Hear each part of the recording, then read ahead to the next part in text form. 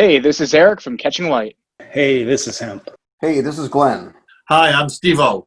Hey, this is Drew Hines with Hindsight Imagery. This is Matt Callahan at Digimatty Photographic Services. Hey, this is Jason, and welcome to Tales from the Pit.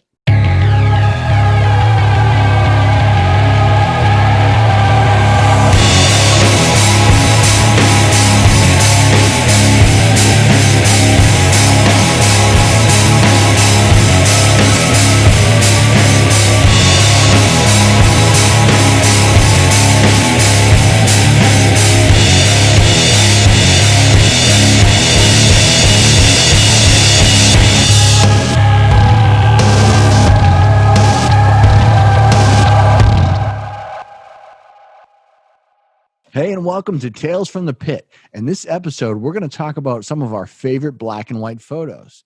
So sit back, relax, and enjoy the show. All right, next is this cool sort of silhouetted shot from Steve.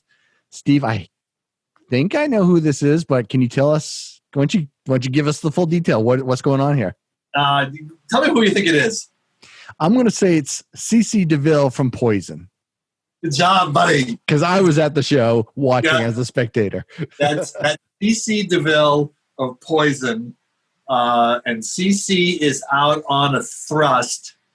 So I am tucked into between the thrust and the main stage. As you're looking at the stage, I'm on stage left. Yeah, left. Right, and tucked into that little right angle. And CC comes out. And the spots kind of silhouetted him against the crowd and the monitors. And I was able to get right down. I didn't get down. I stood up basically on tippy toes on that thrust and put the camera right down at stage level and was able to get his shadow coming back at me. And I told you I didn't shoot a lot of black and white. And I look at this shot, the moment I started editing, I'm like, this shot's black and white all the way. You'll attest, you'll sell this better than I will when it comes to big rock shows are a lot of fun to shoot. There's a lot going on, and certainly that Poison show is a nice throwback to the 80s show. It was a lot of fun to shoot. It's a lot of fun to see those guys, CC and Bobby Dahl and the rest of the guys, and, Brent and Ricky Rocket and all that. It's cool to see those guys and their 80s icons go out there and they rip through all their big hits and all that. And I really like this shot, and it's like I said, it was black and white all the way. Yeah, this is so cool, and I remember that show. If it's a show I was at, that was Poison, Cheap Trick, and Pop Evil. Is that correct? That's correct. That is correct. That was an awesome show. So did you get soundboard shooting from the barricade? Sorry, for the whole show. Yeah. Awesome. This so is awesome. actually where I didn't shoot Cheap Trick that evening. Messier shot that, and I came back and shot Poison, and I think we both shot Pop Evil. I got some cool Pop Evil shots I'm going to talk about another time. Talk about maybe make an opener thing, but that was definitely a cool show back in 2018, and like you said, these big rock spectacles, they're a lot of fun to shoot. Yeah, and Poison does such an awesome show. I mean, I've seen them a few times over the years, and if I remember correctly, they do this whole thing with them. They pull up the military up on stage and all that stuff, and they have this big, huge production. And for doing this for 40 years or however long they've been doing this for, they still had so much energy on that show. It was a great show. Yeah, I like the silhouette. The silhouette really captures it, and his hair. Good shot, Steve. I like that. The lights coming in from above. That's awesome. Thanks, man. When I first saw this, I was like, how the heck were you laying on the stage when you took this shot? And then you explained you were in the corner of the walkout, and I was like, oh, yes. I know exactly where you were. Yeah, it's just perfect. You were in the perfect location. Yeah, that's what I like about it is he's nice and low, and it kind of catches all the light. Yep. And that shadow on the floor right there, too. Yep. Sometimes you're just lucky. You right place, right time. If he doesn't walk out there and that light doesn't happen the way it shines on him like that, that's a nothing shot. That's a throwaway because there's nothing there to see.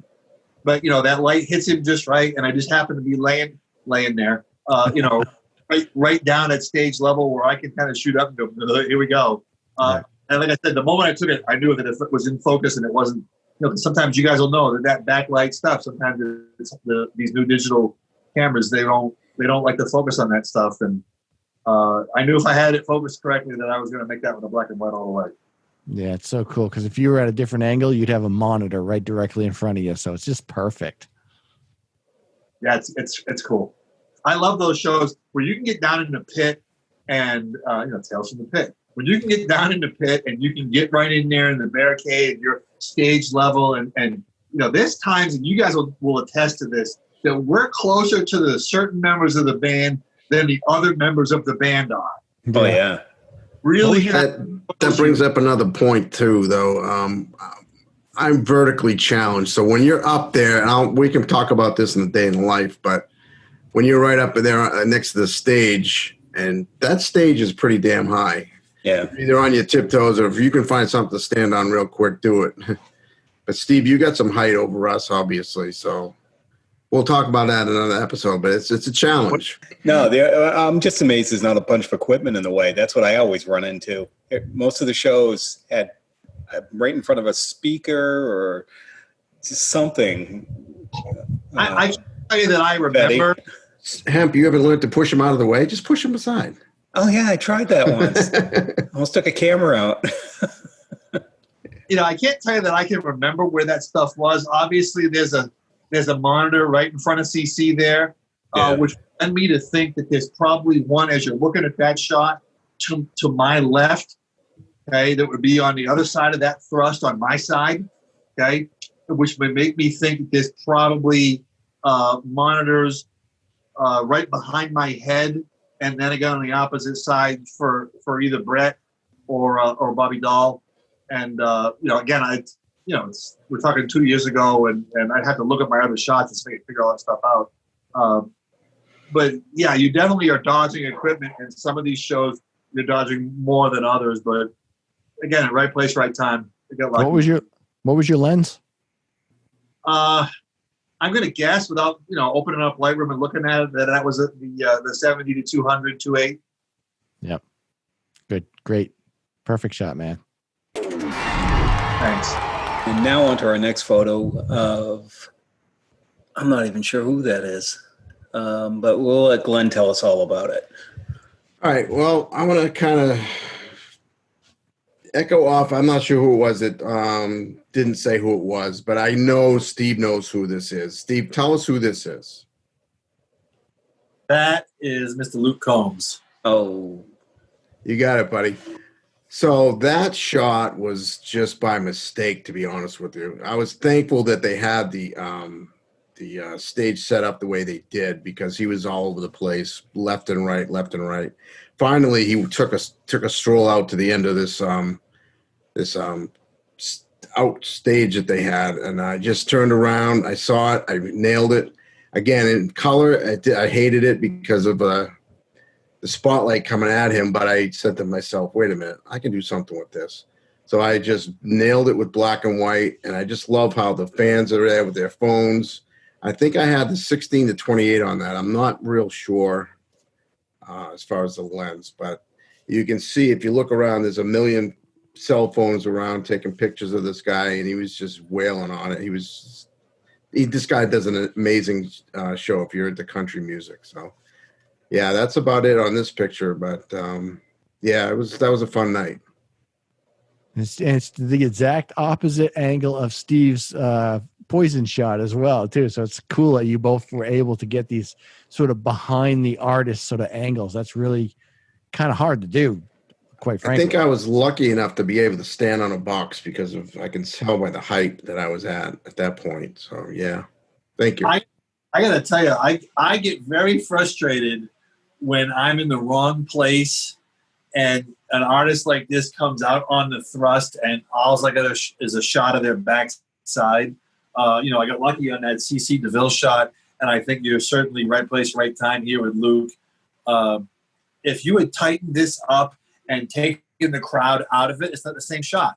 The fact that the crowd is there and the cell phones are there, it tells you a story about the experience and the emotion of being there, and kind of the emotion of what we're all kind of missing out on right now here, where at this point we all would have shot I think 2, 3, 4 shows by now. It's just it's unfortunate that we're going to deal with what's going on, but that's kind of why we're doing this tonight, is to kind of give you folks an opportunity to kind of reminisce about some of the fun you've had at these shows, and this certainly captures that. And if Glenn had shot a little bit tighter, we wouldn't be able to capture that emotion. So nice job, buddy. Thank you. I appreciate that, Steve. Yeah, now you guys have gotten lucky. I've never done a concert with the thrust. I've always wanted one where I could get like where you are right there. To me, that's the perfect spot because you can move back and forth in there and get them while they're out performing because they're moving all over. Sometimes they'll get down into the crowd, but like Steve said, with the crowd there on the right, that makes for the perfect shot. Shows the intensity of the concert. Thank you. I appreciate that. Thank you. And the black and white, I love that you can see the lights from the cameras and the phones and stuff like that. Everyone's holding them up. You see all the lights way off in the distance and stuff like that. Because it's black and white, it has such a special feel to it that just really, you're almost at band perspective right now because you're behind the lead singer watching the crowd interact with the singer. It's just such a unique position. Yeah, that's the closest things to getting on stage, I guess, because unfortunately, as photographers, we're not allowed on stage at this point. Well, that's not always true. We'll talk more. We'll talk more about that, and when we talk about our history, we'll talk more about that. Okay. I'm sorry, I didn't mean to cut you off, Jason. It's definitely more true now than it was in the past, but there's some older stuff where we'll reminisce a little bit about being able to get up on stage. Cool. Yeah, it's a great shot, though. Thanks, guys. Yeah, I like it. We're going to throw it over to Eric now. He's going to give us some commentary on this fantastic photo. I'm not sure where this is, or I should say who this is, but Eric will commentary on that. Go ahead, Eric. Yes, so at the time, this was not the famous multi-award winning musician that you know now as Maren Morris, but that is who that is. And that is right as she came on stage, there was that one light that was just making that silhouette, and it just screamed black and white opportunity. Very fortunate that it actually ended up being in focus. Otherwise, the whole shot, I think, would have been kind of ruined. But, yeah, you get that glow in the background. And coming from the theater background with being, invested in the lighting and all that, to me, this is a very theatrical shot. And I just kind of like it's very simple. I mean, there's obviously a lot of, negative space, in the image.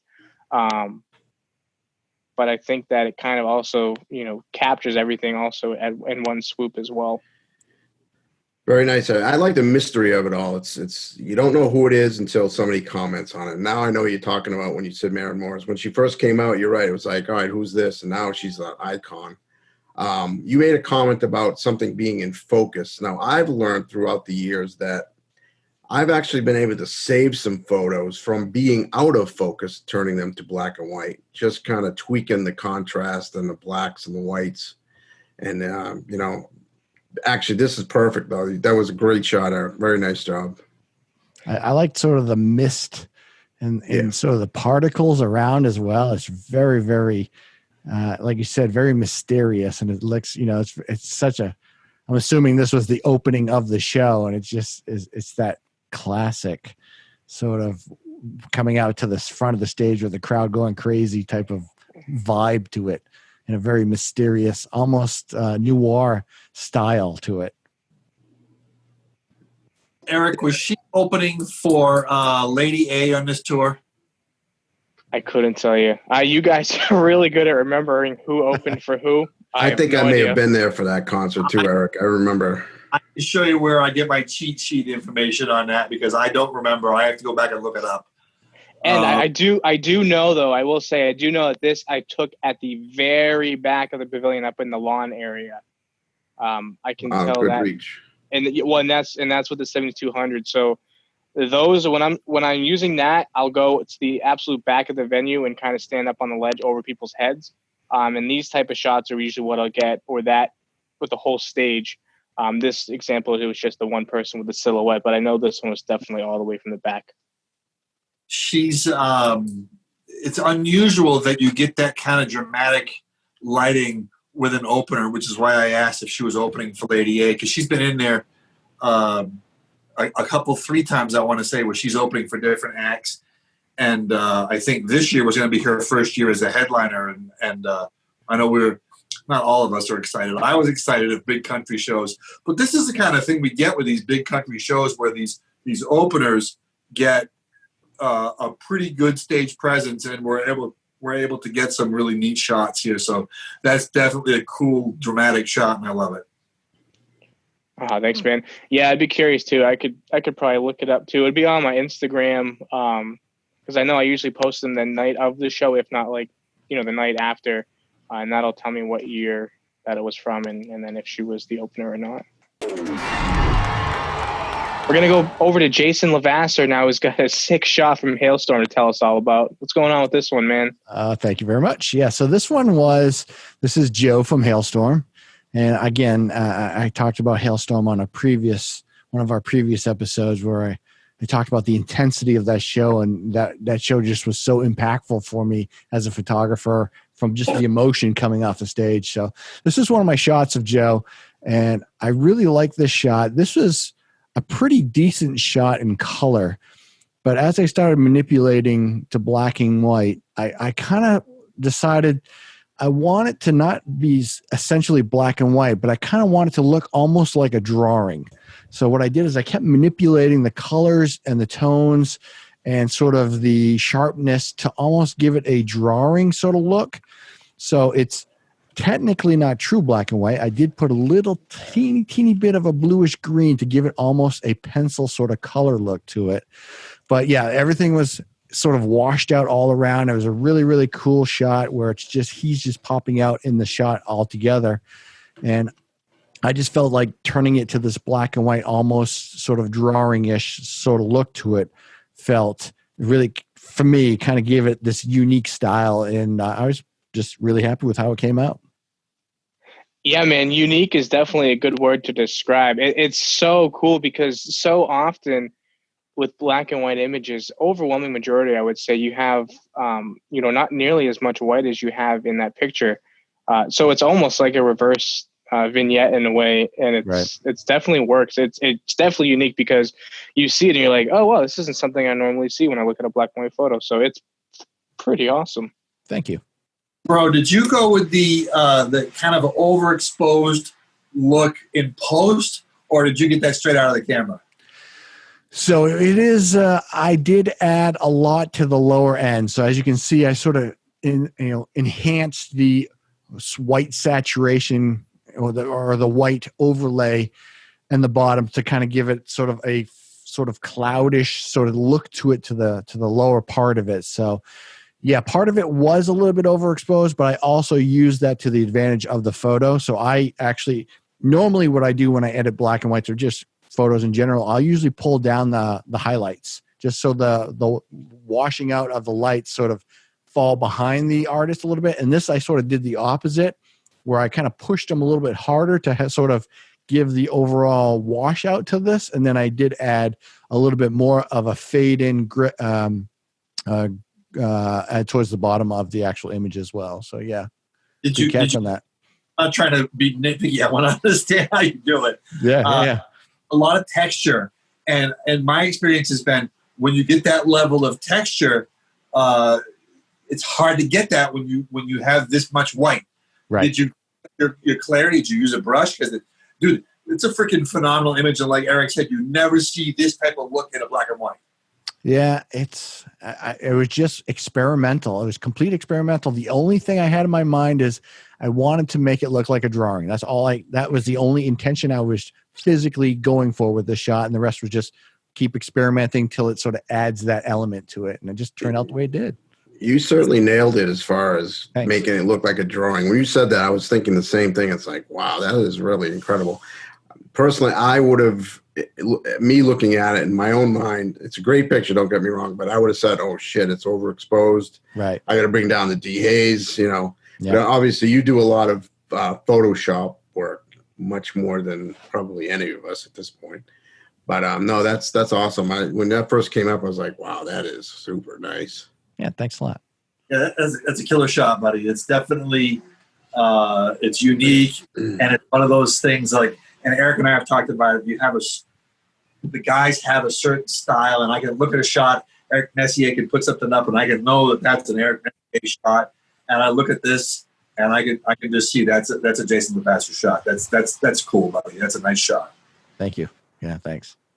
So I gotta say, it took me a little while, but I think as Glenn was talking about it, I just got the drawing part of it. I finally was able to kind of unfocus in a way, and I actually do see it. It's very much like a pencil, pencil drawing or charcoal. It's I didn't notice it at first, and now the more you talk about it, I can actually visualize that. So that's really cool. Yeah, there's a bit of a subliminal type of look to it. So you got to once you sort of focus on it for a minute, it sort of comes through that way. Yeah, thank you.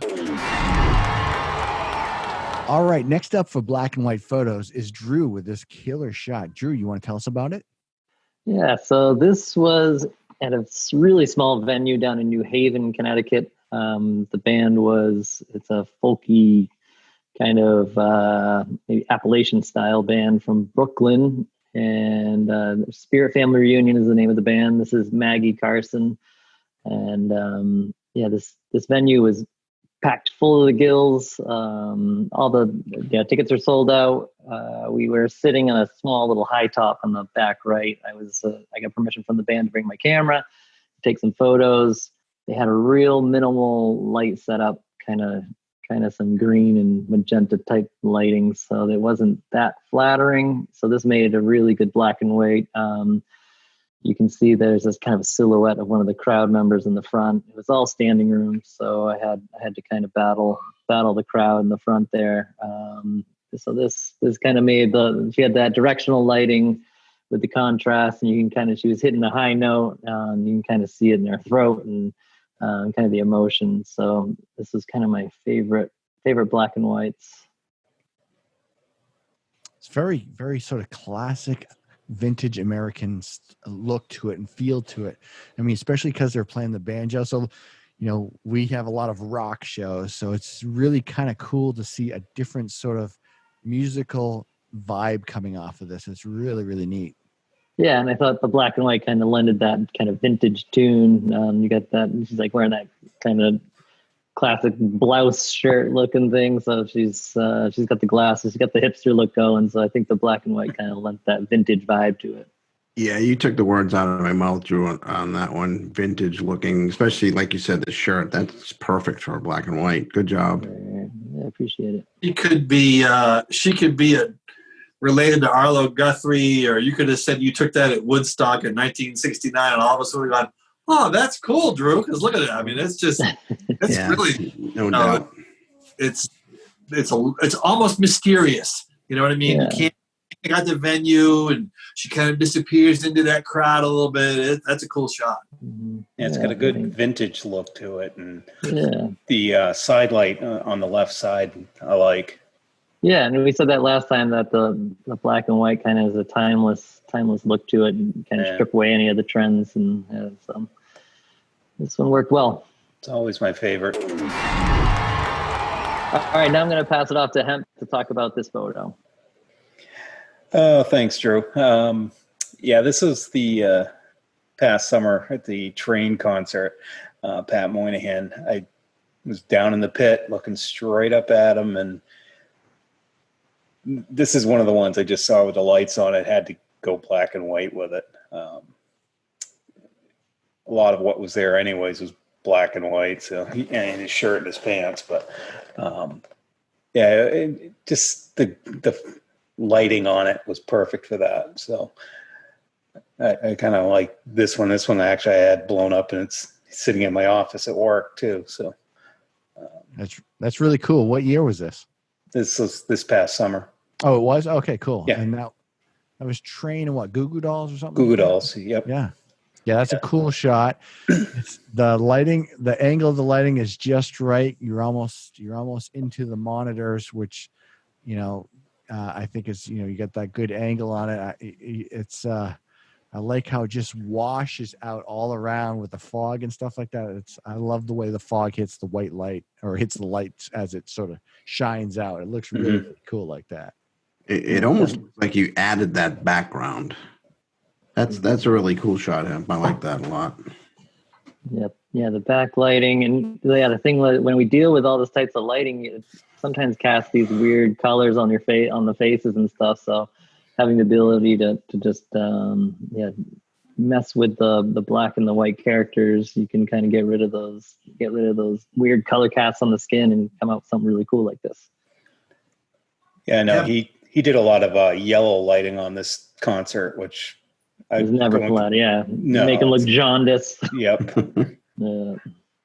Hemp, I'm really jealous that you got to able to shoot a night like that where that fog kind of hung there. We've been in there before where there's lots of breeze or a little bit of movement, and it blows all that out of there. And you were able to capture that, and an iconic shot like that. That's cool. That's a nice shot. Thank you. Yeah, it was a perfect night for it. It was just no wind for once. It's outdoor venues, so yeah, we've got to deal with that all the time. But yeah, it was fun. One of my favorite bands, also. So. Nice. So were you in the barricade for the whole show, or just for them? Whole show. That's awesome. Yeah. It's not too often we get, those capability of doing those really close-up shots. So that's really cool. Yeah. What was your lens on that? That was my, God, this was probably when I was into the 1635 the whole time. 1635. That's a nice wide lens. I like that. It's perfect when I'm up close. I mean, I get so much in. If I need to crop, I can. And I like the way it distorts on the outside too. If you really get it down to like 16, it's perfect. Yeah. I'm curious. So at the venue, down in the front, some shows they have seats bolted down to the floor, and other times they take the seats out and they open it up and they have standing room, kind of a big pit. What kind of crowd was the Goo Goo Dolls train? Was that a seats? Were the seats there? Was that a? I'm pretty sure it was It was all seats. I think I only did one or two this summer. They took the seats out. Those are more of the metal concerts. Yeah, that's when it gets wild. Yeah. Mm-hmm. Yeah. Give me the pit. Love the pit. Get right in there. Yeah. Me and Jay in there working them big shows with the pits. Fight our way to the front. That's right, buddy. Give me it. Yeah, and the Goo Goo Dolls were having a blast at this concert too. They were throwing stuff onto the crowd. The people were throwing stuff up to him. He was wearing their boas and everything else, and it was a fun time. Yeah, I've shot Goo Goo Dolls. They're fun. That's a great group to see. Yeah. Hey, thanks for watching. We hope you enjoyed the show. If you have questions or suggestions for shows you'd like to see us talk about, email us at nhconcertphotogs@gmail.com. Again, that's nhconcertphotogs@gmail.com. We'll see you next.